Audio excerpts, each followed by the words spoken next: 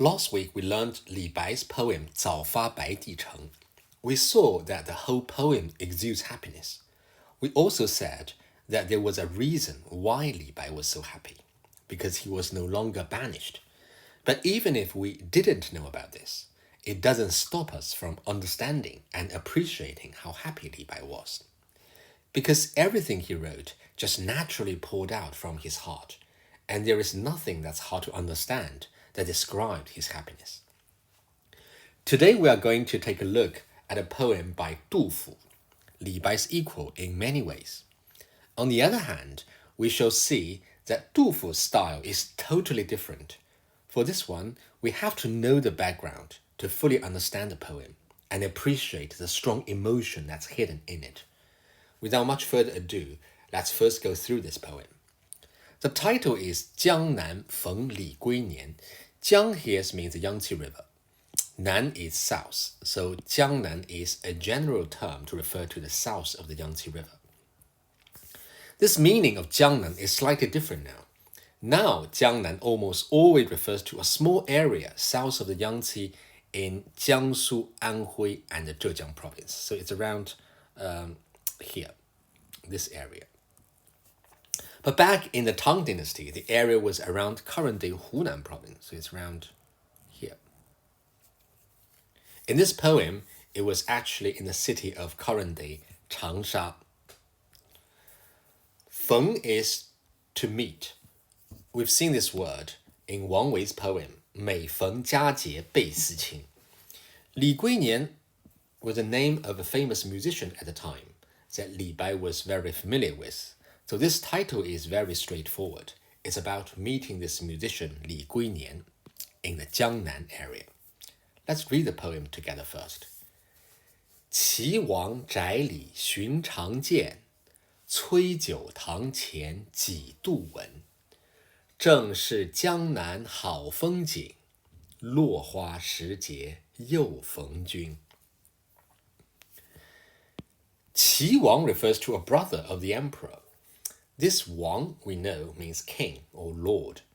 In the old days, the emperor's close relatives, such as brothers or uncles, were usually granted a title ending with Wang to signify they are from the royal family. So this Qi Wang was one of them. Zhai means home or house. Li is inside. 寻常 means normal, usual, common. 见 is to see, to meet. So this line is really plain and somewhat boring. It's just like Du Fu was talking to this Li Guinian. When they met, oh, I used to often see you back then in the house of Qi Wang. And the next line is the same. Cui Jiu refers to a particular person of high social standing at that time. Cui is a surname, and in the Tang Dynasty, people used to rank everyone from within a big family by their age. That's including all brothers and cousins.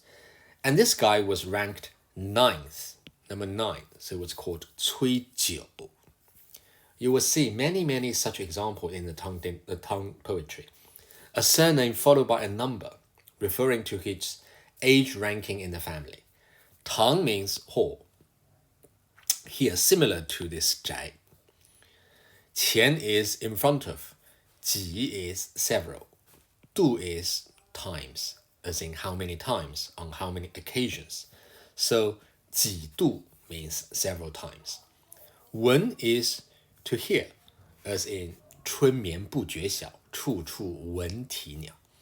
So here Du Fu continued, not just that I often saw you in the house of Qi Wang, I also on several occasions heard you in front of the hall of Cui Jiu. We know this Li Guinian was a musician, so Du Fu here probably referring to his singing. Again, the poem's language as well as the content is nothing exciting. Seems uncharacteristic, almost like casual chatting.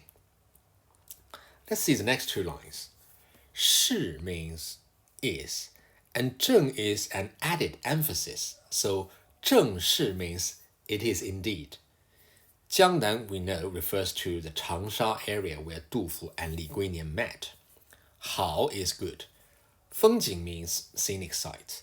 So here the poet was saying Now it is indeed the season of beautiful scenic sights in Jiangnan. And then what? 落花时节又逢君. 落 is to fall. 花 is flowers. So 落花 means falling flowers. 时节 means season or time. 又 means again. 逢 is, we said, to meet. And 君, we've seen this word quite a few times now. Most recently in 夜雨寄北 by Li Shangyin 2 weeks ago. 君问归期未有期. It is a respectful form of you when addressing somebody. This last line is part of a single sentence continued from the third line. Du Fu was saying, it is indeed a beautiful time here, with beautiful scenes around, and I should have met you in this season that is full of falling flowers. Now the mood of the poem suddenly changes, from the seemingly boring narration of the past to a beautiful, bright, flowery scene. How would you describe this changed mood? Well, on the surface, it's all happy and jolly. We have 好风景. And this has even been emphasized, 正是好风景. And it's a season of flowers. Falling flowers is always a pretty sight, isn't it? And from the context, Du Fu and Li Guinian were very own acquaintances, and they met here unexpectedly after so many years. This meeting happened in this beautiful setting. It must be full of delight, wouldn't it? Well, not quite. These two old friends would certainly be glad to see each other again. But there was a profound, unnameable sadness in this reunion, which is the reason why I said earlier that to fully appreciate this poem, we must first understand the historical background. When Du Fu said in the first two lines that he often saw and heard his friend Li Guinian in the past, he was referring to the most prosperous era of the Tang dynasty, under the most powerful emperor of Tang, and possibly of all time, the Tang Xuanzong.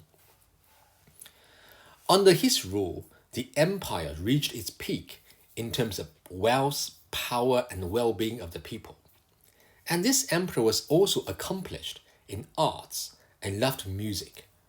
Li Guinian was one of his favorite, actually probably the favorite musician in his royal court, and enjoyed huge fame and a good life. It is under such a circumstance that these two friends made their acquaintance. So wherever they went afterwards, it would be these first encounters that they would always remember, those good old days, full of joy, full of confidence, full of hope for the future. And then what happened? Then the Anshi 之乱 broke out. The Anshi 之乱, within a few months, the capital fell to the enemy, and the emperor, the very same Tang Xuanzong, the most powerful man in the most powerful empire, had to abandon the capital and escaped in a rush, in huge embarrassment and pain, to the current day Sichuan. Everybody else in the capital also had to run for their own safe elsewhere. So this is Chang'an, and this is where Sichuan is. So Tang Xuan, the emperor, Tang Xuanzong, had to run, escape to Sichuan. It was like a big, extravagant party suddenly ruined, while all guests had to scatter in fear and pain. So Li Guinian, he somehow goes somewhere and end up in Changsha.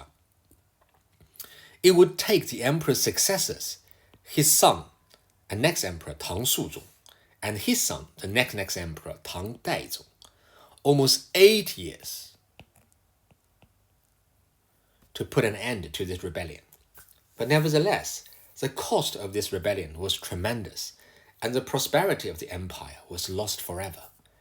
During these years, Li Guinian had to, as we could imagine or deduce, go from places to survive.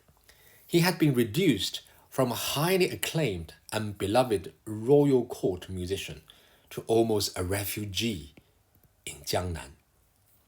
And what about Du Fu? All his past ambitions were already gone. So he actually also escaped, was in Sichuan, and then somehow went along the Yangtze River and ended up in Changsha area. All his hope for a better world were broken, and he himself had to run for his life from places to places. In extreme poverty and not knowing where he was going. In fact, Du Fu had almost reached the end of his life. This poem was written in the year of 770 AD. And Du Fu passed away not long afterwards. So this is Du Fu's birthday, and in the same year. So it was under this circumstance that these two friends met again. These are not the birth and death of the emperor. This is just the time when they were emperors. So when they met, they both knew what had happened. They were both old, and they both probably accepted that there was no hope for the return of the good life. And what can they say to each other? What would you say? There is a pop song that goes, "You say it best when you say nothing at all." Equally, Du Fu didn't say anything about the endurance that they must have each undergone, but only said, "Oh, look around you. This is right the time when it is most beautiful here, and now I've met you in the middle of the falling flowers. Very beautiful, isn't it? Also very, very sad, very, very profound and subtle." We can also note this 落花时节, the season that flowers fall. It implies this was late spring, and in the ancient Chinese poetry, late spring was often associated with the passing of good times, and often evokes a sentimental feeling. It could be seen another of the cultural codes embedded in the Chinese language. Du Fu here didn't shout and say, "I am sentimental about this," but very calmly, quietly used 落花时节 to add another layer to his already very full and deep emotion. It's almost like cooking, while all the ingredients are already there and the dish is already splendid. A true master would perhaps add in another spice, another herb, to bring out even more flavors. And this 落花时节 is just this additional ingredient.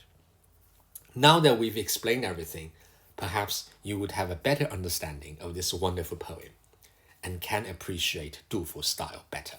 That's all. Hope you like this poem. Thank you.